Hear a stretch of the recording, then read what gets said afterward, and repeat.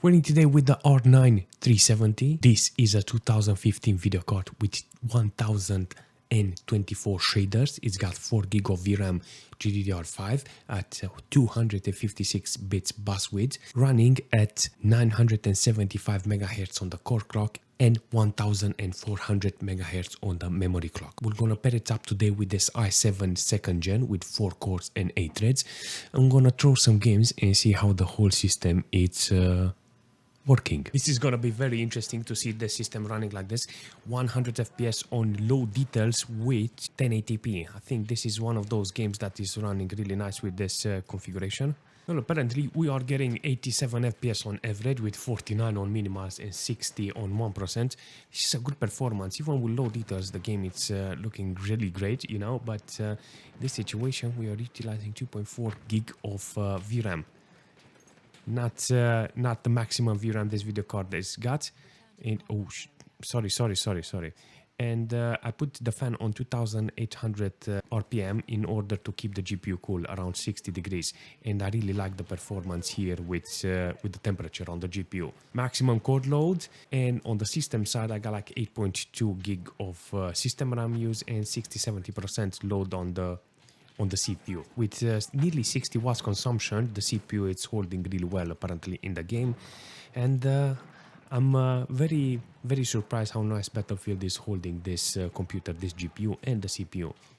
I'm not gonna lie, it's like a fantastic combination, and I want to see more games because it's one of those games. I'm not gonna lie, I'm very surprised how the system is working with 60-70 FPS on average, with 16 on minimals and 41 on 1%.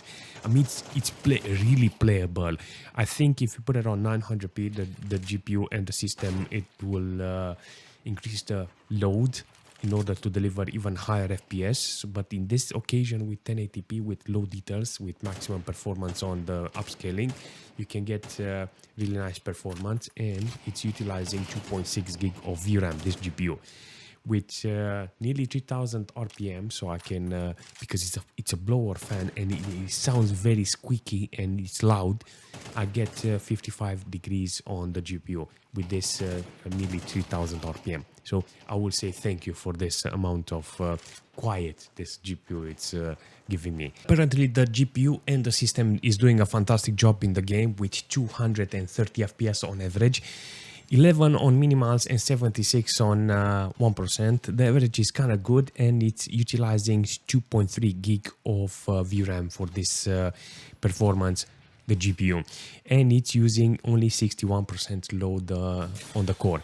I will say the core it's not fully stressed, hence why I got 57 degrees in this, but I put nearly 3000 RPM on the video card in order to get this temperature and this coolness, if you may say it like that. On the system itself, we are getting only 6.9 gig of system RAM utilized in order for this CPU to do the job, around 60% load with 53-54 watts consumption. This is the right game for this system, I'm not going to lie. On 1080p with 70% render scale in PUBG, we are getting around 60-70 FPS on average, 13 on minimals and 42 on 1%. PUBG is working, I'm not gonna lie, in this game, but it doesn't look that great. If you can actually do other games, it will be ideal, but if you do want to play PUBG, you can play it with this amount on FPS.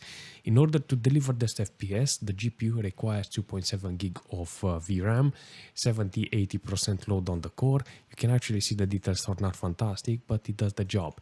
In this occasion, the video card is around 50, under 60 degrees, but I put the fan on nearly 3000 RPM, and it's delivering that temperature.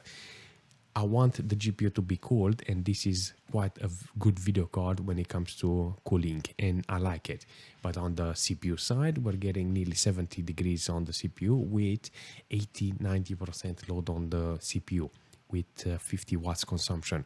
The system, on the other hand, is utilizing 8.3 gig of system RAM, and it's quite fantastic, but it doesn't look that great. Look at it, it's very pixelated, very low quality, but it does work, so I cannot complain in this situation. Let's jump in Crossout and see how it's running with 1080p on low details. Apparently I got legacy GPU activated because I want to distress the CPU or get higher FPS with this computer, and I think this is the way. All right, 150 FPS.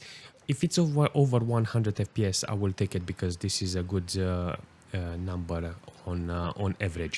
The only thing I'm interested is the minimals, and I hope it doesn't go below 60 or something. 47, okay, 51. That's a good number. Come on, give me the right average in this situation, and I will be very happy with this. Give me the kill, give me the kill, give me the kill. That's the one. I like the performance. So on low details with performance mode, we are utilizing 1.3 gig of VRAM, 80-90% load on the core on the GPU, and only 40% on the CPU. I like the performance here with this game. Seriously, I think this is the right game. I think this is the right settings for this computer. This is a fantastic performance from the system and is not utilizing too much system RAM. This overall is doing great, and look, I like this performance. Definitely we need to jump into World of Tanks and see how the system is holding here. I'm on 1080p with medium details as a preset, and it looks kind of fantastic and is running really fantastic. So on the CPU side, apparently we are not having any problem. 60% load on the CPU, it's something average, with nearly 50 watts consumption, 65 degrees on the CPU. It's doing a fantastic job, the CPU in this case. And the system RAM, it's only 6.6 gig utilized here. And on the GPU side, only nearly 2 gig of VRAM used, and 63 degrees on the core temperature, with 60, 70, in some cases is reaching even 90. See, 90% load on the core. On average, we're getting over 100 FPS with 30-40 minimals. Apparently we end 64 on 1%. The system is fantastic. There is no problem here with the computer. This game is kind of, how should I say, in favor for this computer, and I will not complain about the performance because yeah, it's 2010 the game, and it's fairly optimized with low-end and mid-range computers. But in Path of Exile, apparently we are getting around 60 FPS on average, and this is kind of interesting to see the system because last time I tried to play the game, it was kind of horrible. In here, we're getting around 50 FPS on average, and only 1 FPS on minimal. Oh, okay, 9. It's better. You can actually see it's kind of good on this system. It's doing around 60 FPS on average, but I can't complain because there's a lot of options that you can put in this game. You can adjust the resolution. You can put some upscaling, maybe some target FPS in order to get proper FPS in this game. But there is a lot of options for you to select in order to get the FPS based on the quality you like. You know, the quality that you like, I cannot know from my point, you know. So you need to, how should I say, select the quality that you can agree on. But in Subnautica, we're gonna get 30 FPS on maximum details, and the game looks fantastic. I'm not gonna lie, this is one of those games that looks really great on maximum details, and it will be a very big pleasure to play with this system.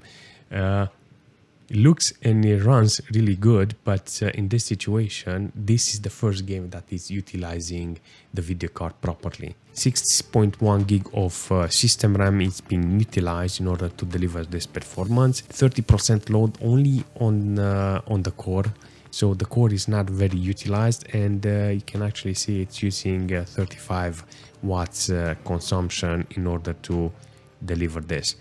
I like the performance, seriously. Do I like how the game looks? Yes, it looks fantastic. Will I take this performance? No, I will adjust it in such a way so I can distress the GPU just a little, so I can get around 60 FPS on average. Alright, let's see how Wreckfest is working with the system. On 1080p with low details, apparently we are getting 36 FPS. I think I have to lower the resolution in order to get better performance here.